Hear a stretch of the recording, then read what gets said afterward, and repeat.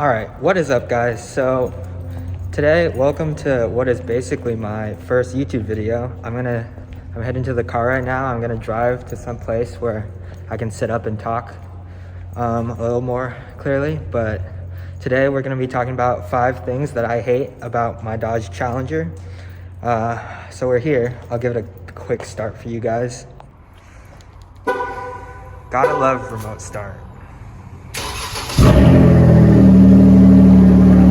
A lot louder in person than it is on camera, but if you want me to get closer.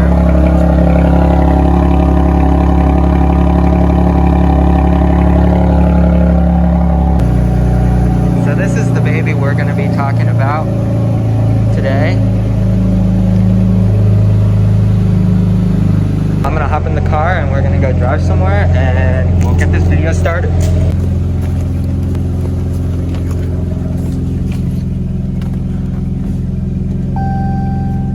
Front license plate off the dash. Kind of required here. One of my friends got a ticket for not having their front license plate, and since I took mine off, I now have to put it up on the dash and basically use it as my parking pass each time. Alright, we're gonna drive there and I'll see you guys when I get there. Alright, you guys are gonna, sorry, the radar is going. Alright, you guys are gonna have to listen to this. Getting out of the garage after just starting my car is something fun. Yep.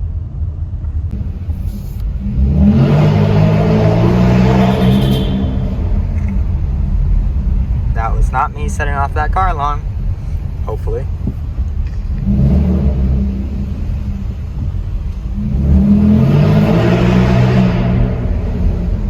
Don't want to gas it too hard because she's not warm yet, but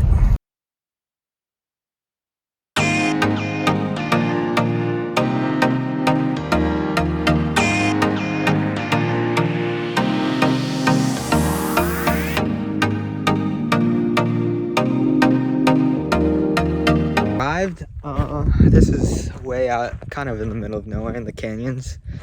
It's probably one of my favorite spots that I know around here that I've found so far. I mean, just look at this. Okay, I'm gonna show you right now. Look at this. It's just all around. The road to get here was not half bad either. And then she's just sitting pretty right there. All right. So without further ado, I'm gonna get into this video.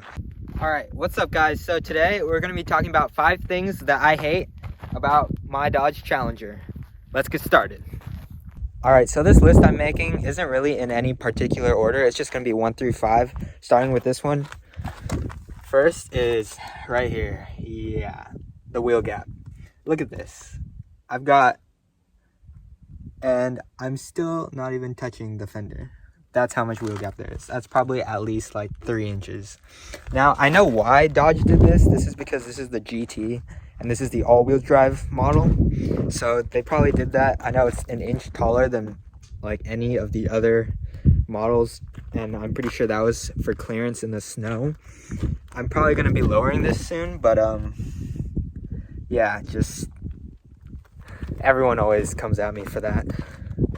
All right, the second thing that I don't really like about this car, well, it's relatively okay now, but previously, right here, the exhaust. So from factory, this thing, well, it didn't put off any sound whatsoever, and I didn't like that. I mean, for what it is, even with the V6, I think it should still have some sort of exhaust note to it, so I changed it.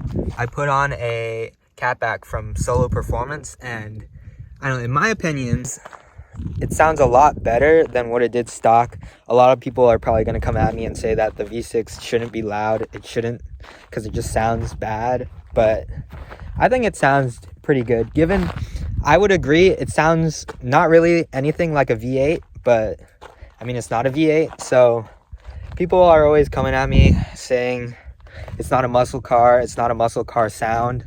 And I mean, I'd say the sound's pretty nice for a V6 when you're comparing it to other V6s. Yeah, when you compare it to a V8, sure, it doesn't sound like a V8, but it still sounds pretty good in my opinion. All right, so the third thing I'm gonna be talking about is the all-wheel drive in this thing. So let me just start the car up and show you guys. Don't mind the laser. Alright, so if I pull up the all-wheel drive right here. So as you can see, it's rear-wheel drive right now. And so how it's kind of set up from the factory is this car is mainly rear-wheel drive until it detects slip, or if you're in like temperatures below 40 degrees, then it'll kick in all-wheel drive. So it's pretty nice, but the one thing that I have to say about it is I wish I could choose between rear wheel and all-wheel because of the way the system is set up. I can't really do like donuts with the amount of power that this car has, and when it's in all-wheel drive, it's really hard to. You kind of have to power slide it. But there is a little thing from Z Automotive called a taser that I could get. It just plugs into the OBD2 port, and then it would allow me to choose between rear-wheel drive and all-wheel drive. So I'm looking at maybe getting that in the future. Z Automotive, if you're watching this and you want to hit me up with one, I'd love it. I'd love to review it.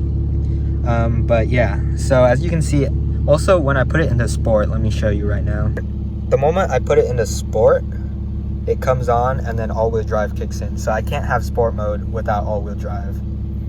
But other than that, the all-wheel drive works great.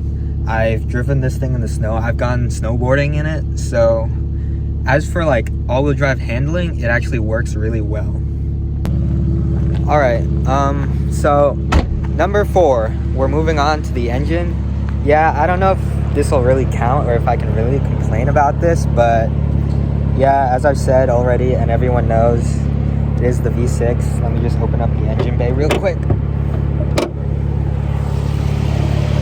So yeah, it is the V6, and I guess what my gripe about it is, why couldn't Dodge make the all-wheel drive version in a V8? Like, that would be sick.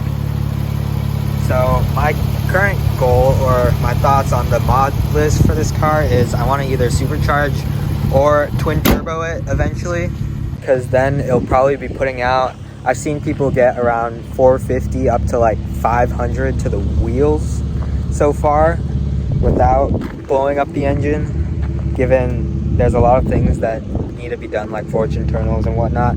But if I get that with all-wheel drive, I should be able to, well, this thing would be a beast. I would be able to beat a Hellcat off the line. You guys can argue, but all-wheel drive, I'll hook up every single time, while the Hellcat won't, unless we're on like some sort of prep drag strip. But even then, you need a lot of driver skill. Because I've seen someone with a RIP supercharger, also all-wheel drive, the only other one I've seen, riding with Wolf. If you've checked out his channel, he, I believe, is pushing about 450 to the wheels right now, and he was able to get, I believe his lowest 0 to 60 right now is a 3.8, which is quick. That's quicker than a Scat, I believe. All right, and finally, for my 5th thing, it's kind of hard to pick out 5 things, but 5th thing, I would definitely have to go with the wheels and tires. Not so much the wheel. The wheel is fine. I actually quite like the design, but the part I have an issue with is how wide the actual wheel is. The wheel is a 19 by 7.5, which isn't that big. It's currently on a 235 55 19. A lot of sidewall, a little too much for me, but it's nice for all-wheel drive and off-roading, I guess, which I kind of have done before. Not real off-roading, but like often gravel roads with lots of potholes.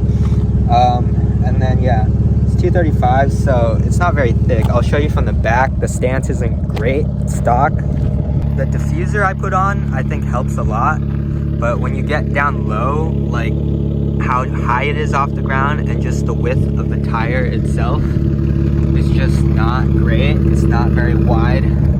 So I would like to get some aftermarket wheels at some point, get it maybe like a 20 by 10 and run maybe 275s in the front and back.